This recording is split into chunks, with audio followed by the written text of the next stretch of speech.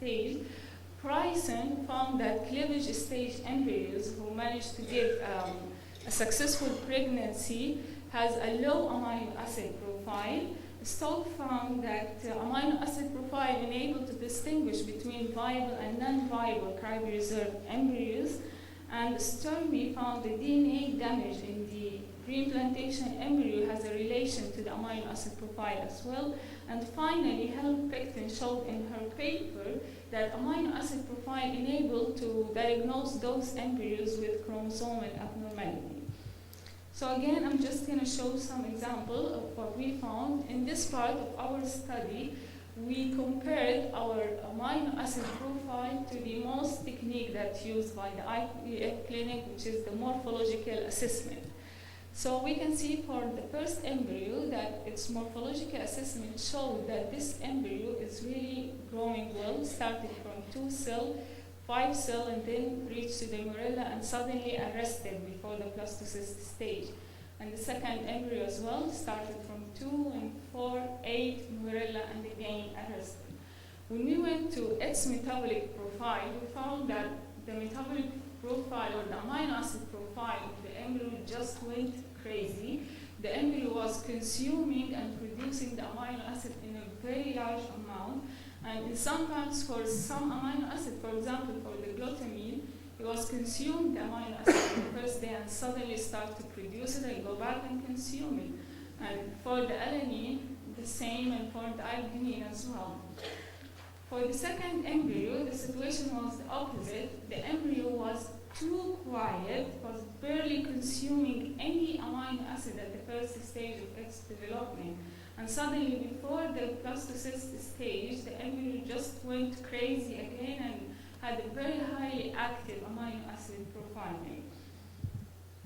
So we came in conclusion, the data obtained from the amino acid profiling of these 2 embryos and other embryos illustrated from the first day of culturing that these embryos were less likely to survive, from which we can infer that the amino acid profile would be possible with using the amino acid profile, it would be possible to determine those embryos with high capacity to reach to the blastocyst stage.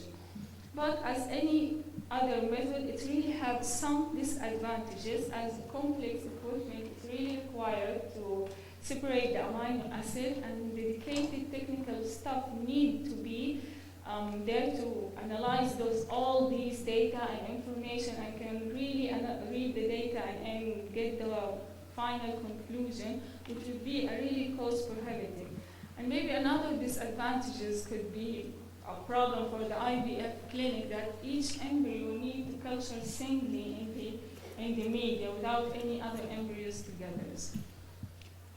So an important part actually in the metabolic field is the culture media that's used for culturing the embryos. Recently now, most of the IVF clinic are using the commercially ready-made media that are formulated in different compositions that are designed to go together with the changes in the requirement for embryo development. And as well as Dr. Harber said, to go together with the more widespread now idea is the culturing, extending the embryo culturing until the blastocyst stage, in order to identify those really embryos who manage to survive and grow until later stages, and therefore hopefully to implant. But is it really safe to culture the embryo until that later stage and leave it outside in the lab, outside the womb at that stage? For this, we did a small study on a mouse embryo to examine the effect of the in vitro culturing on the chromosomal abnormality. So what we did in this study, we superovulated the female mice to produce large number of oocytes. Then the mice mated with the male mice for fertilization. 48 hours, our first group, the in vitro groups, obtained by sacrificing the female mice and flushing the 2 cell stage embryos from the ovida.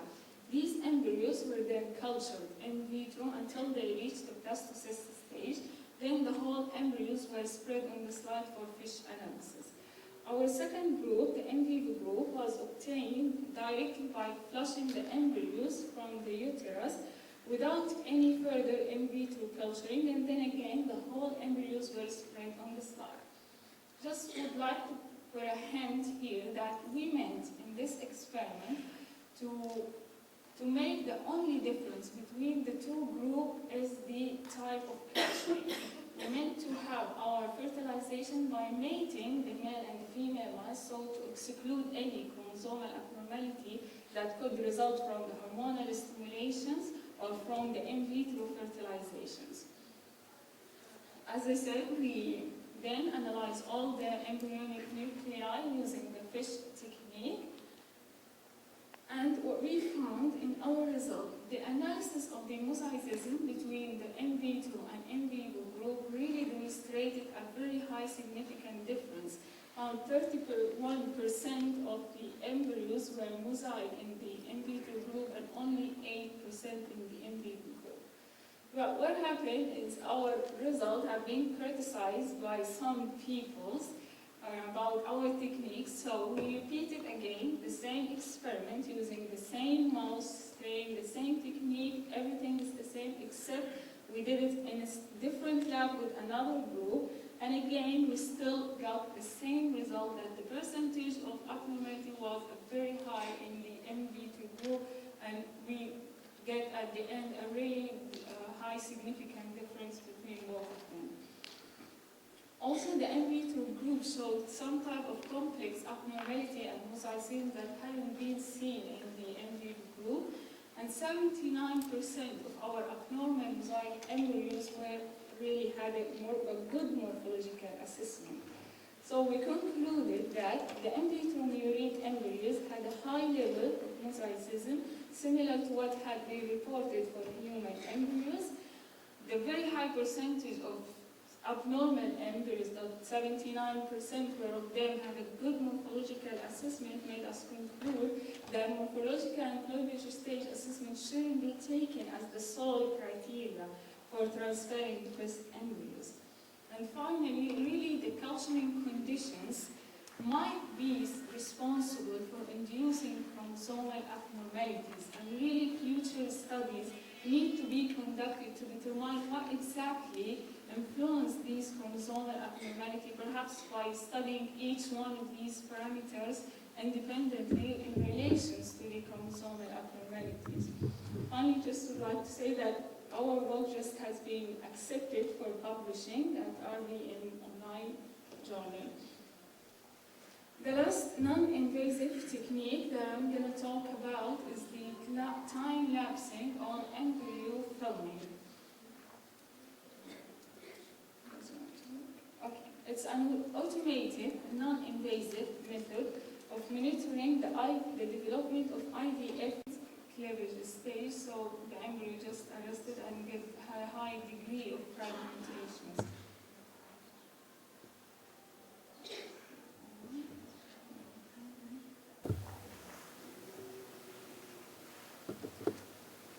This video showing normal and abnormal embryos. You can see the difference, that the normal embryos already start to clade by the other embryos, not yet. And the length of the first mitotic divisions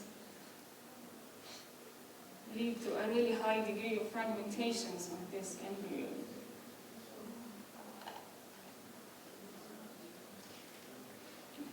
And the final video will show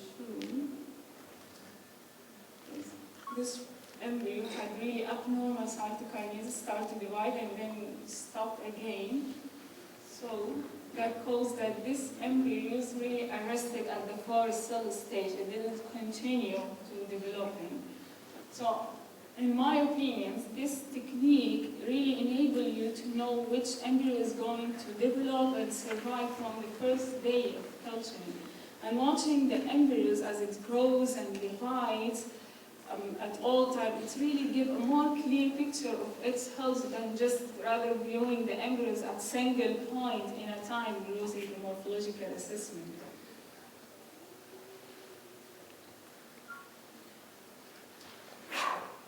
So summarize, as I said, for our first non-invasive technique, the morphological assessment, as I said, it shouldn't be taken anymore by the IVF clinic as the sole criteria for transferring the best embryos.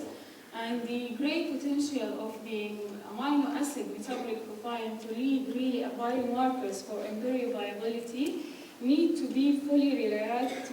To be able to realize and integrate it in clinical IVF, it is essential to this concept in a large clinical trials.